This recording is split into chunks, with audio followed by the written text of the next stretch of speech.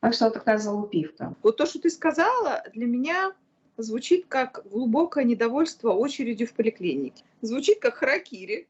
Так что песенковый злодей это тот, кто ворует самовары или чайники, или что он с ними делает.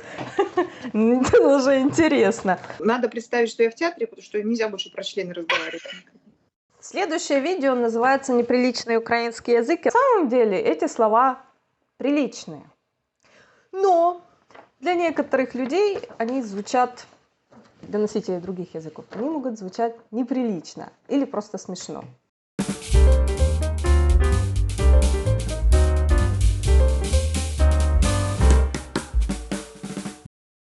Вот, значит, я просто говорю, ты говоришь первое, что попало, и сразу тебе подсказка, это, скорее всего, не то, что тебе слышится. То есть это ложные друзья переводчика. Так вот, первое слово. Залупивка. Залупивка. Залупивка, да? Залупивка. Так, ну, у меня, я же человек воображения, да, и я Да. близнецы. Я почему-то представила себе избушку, покосившуюся у оврага. Я не знаю. Ну, знаешь, тебя тут правильно повело, потому что, вообще говорят, это слово не настоящее, но я его слышала очень много раз от многих людей. Первый раз я его слышала в школе в глубокое, лет 30 назад.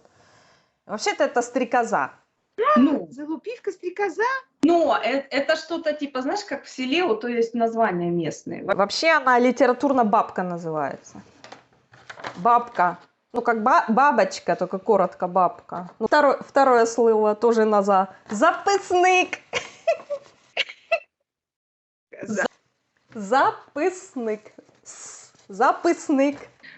Ну, я знаю, что письменник – это писатель, а записник – это, наверное, блокнотик у писателя. Я не знаю. Молодец, да, это это. Да ладно, я никогда не слышала этого слова. Слушай, у Ну, меня вот же видишь. самооценка поднялась. Ну, а ты там говорила, два слова на писюкастый злочинных злодей, ага. Сейчас ты выучишь еще 13, подожди. Хутко. Ты знаешь, вот на финском есть слово «калсарикянин», которое обозначает сидеть дома в одиночестве, грустно пить алкоголь. Финский язык богат именно тем, что там есть одно слово, которое обозначает три предложения. Эквивалентов нет. Вот то, что ты сказала, для меня звучит как глубокое недовольство очередью в поликлинике. Боже мой, у тебя такое чувство языка, слушай, ты, видимо, на образном уровне это Да. чувствуешь. Я же тебе говорю, мы близнецы, Да. мы любим. Значит, я тебе рассказываю, вообще-то это Просто быстро или скоро. Ну, когда вот, и вот знаешь, вот, допустим, ребенок одевается, это ему такая, бегом, бегом, бегом. ну, швидко это быстро, это типа бегом скорее. Хутко, типа, бегом, бегом, давай, давай, давай, ну, вот это, хутко, хутко. Но вообще это синоним. Да, если в очереди в поликлинику тоже, хутко, хутко. Звучит как харакири. Хутко, хутко. Ну, молодец. Пидрахуй. Это одно слово, пидрахуй. Это указание, типа. Мне вспоминается, знаешь, на немецком есть обращение госпожа и господин. И господин будет Herr. И есть, ну, УРХ, и читается оно как удлиненное. Получается Herr У. Ну, это фамилия на самом деле, но для русскоязычных как бы уже вызывает восхищение. Пидрахуй. Слушай, ну вот тут что-то я мимо. Я знаю, что Петримка это как и подмону в это, но Петрохой, по-моему, сейчас дай мне настроиться с космогенезом. Давай. Тебе послать это образ. Да. Слушай, не хирург какой-нибудь, нет, что-то меня занесло, нет? Хирург так и будет. Не знаю, мимо. А если просто рахуй?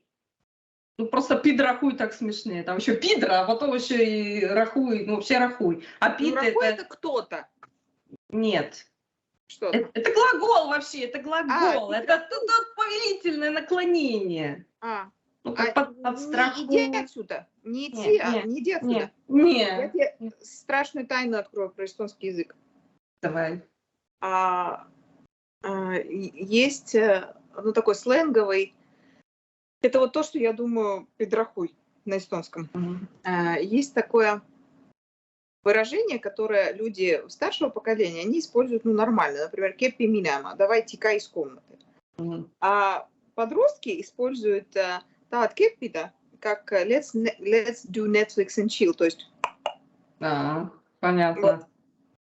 А Не, еще есть не такое. разница в одной букве. «Нокамюц» – это кепка. Мгм. А если заменить «нока» на «у», то Мгм. получится неприлично. Шапка для длинного носа. Понятно.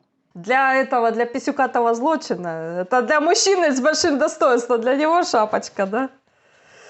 Не, это все проще, это я даже вспомнил как-то по-эстонски, по-моему, арва, типа посчитай. Ну, арва ма считать, арва. Арва. Нет, арвама, считать, но это как мнение. Арвата это посчитай как математически. А еще мне очень нравится, как мальчики маленькие на эстонском очень мелодично называют свой писюн. Куль. Куль? Куль, да. Ой, слушай, все, надо представить, что я в театре, потому что нельзя больше про члены разговаривать. Підрахуй это считать, потому что рахувати это считать. Вот это я не знала. Підрахуй это посчитай. Это в первом классе, понимаешь, приходишь, и тебе учительница говорит, підрахуй. Вот прям 1 Підрахуй. сентября тебе можно сказать, підрахуй. Підрахуй, да, понятно, посчитай. Слушай, Представляешь? как интересно. Не, я что-то не настроилась. Да, не знала. Но оно реально, оно стрёмное. Ну, такое маленькое, простое, но обычно его знают. Сукня! Платье. Молодец, тогда ж сукенька уже, все, да. Ну да. Сукенька это платьице, это ты знала. Да, потому что, ну вот платье я просто знала, да, что це была моя сукня. Это была моя платьюшка. Ну, вот видишь, это та, которая 15 минут назад говорила, я это слово знаю, ну уже больше меня знаешь. Слушай, а оно откуда-то вылазит, как я тебе говорю, с космогенеза. Да, может, это просто пассивный этот словарный запас, которым вот у нас Может. преподаватели Я пугают. очень люблю украинскую мову, я очень люблю Украину, украинскую историю. Я не понимаю, ну, как бы я трошки розумію, но спілкуватися я не можу, да? Ну, вот такой вот. А мне еще очень нравится, как на украинском отношении. Стосунки. Еще відносини. Как еще? Відносини. А відносини? А, нет, не стосунки. Ну, відносити, относить, отношения, ну, точно так же. Да. Так, ну, моя любимая. Это как и залупивка. Писюнець! Писюнец. По-моему, для меня, извини, может, я не попаду в цель, но для меня ты сейчас назвала термин для очень-очень-очень плохих обстоятельств. Расходятся мнения, но я проводила свое маленькое исследование. Короче, это, грубо говоря, что-то с краником или с носиком. То есть это может быть на самоваре, вот эта штучка, я не знаю, как она называется. На чайнике, потому что он как писает, типа, я извиняюсь. Ну, писюнец. А еще это может быть вот именно когда краник. Ну, любой маленький краник.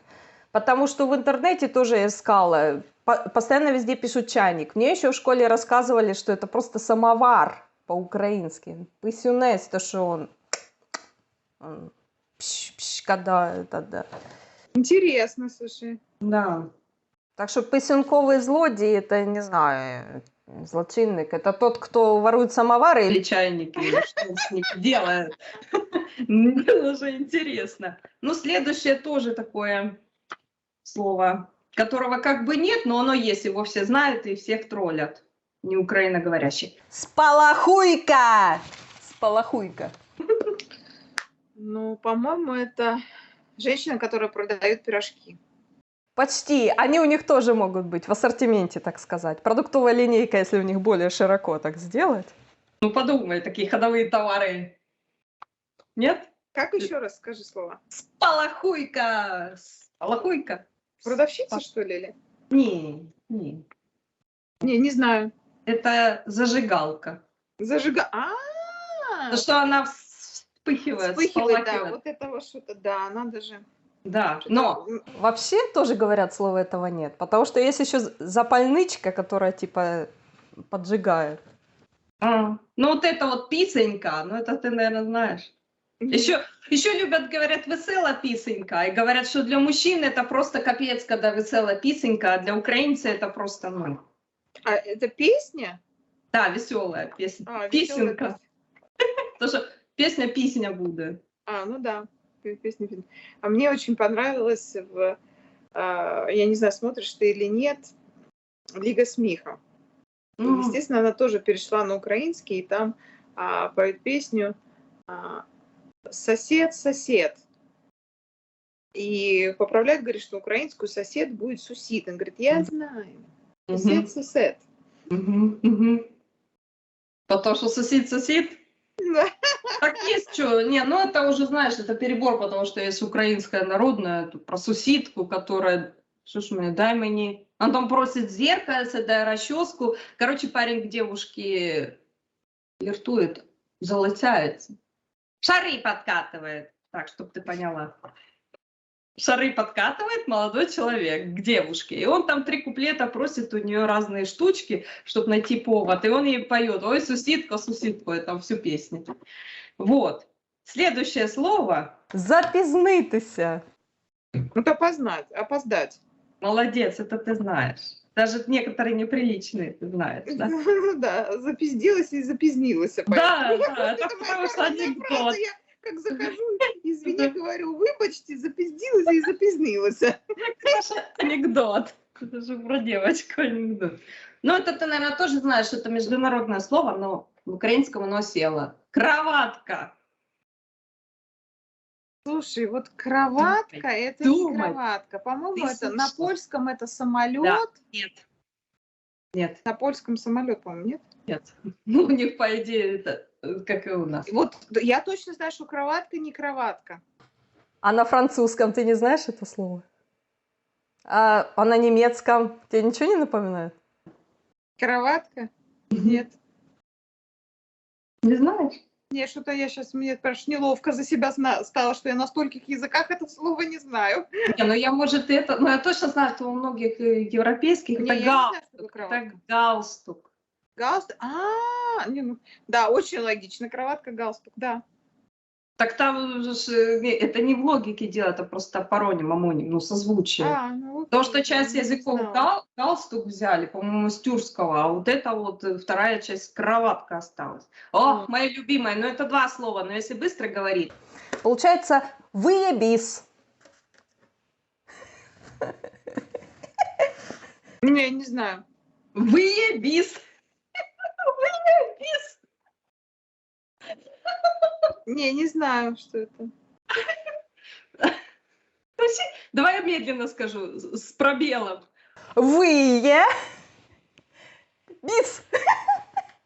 Ну, я все равно не знаю, что это. Слушай, нам еще с тобой шорт про вы снимать.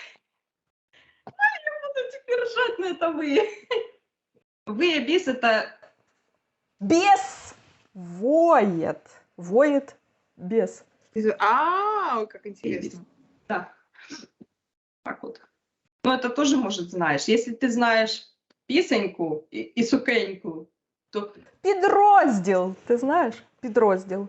Шорты, что ли, или что это? Или рубашка, или подтяжки, портянка, что-то такое было. Підрозділ. Не знаю. Это подразделение. Типа отдел, департамент. Департамент, Ну, розділ это разделение, ну, как департамент. Окей, да. Вот. И, я тут 2 написала, просто это одно, как сказать, разные формы. То есть дрючок это существительное, дрюкаты что делать?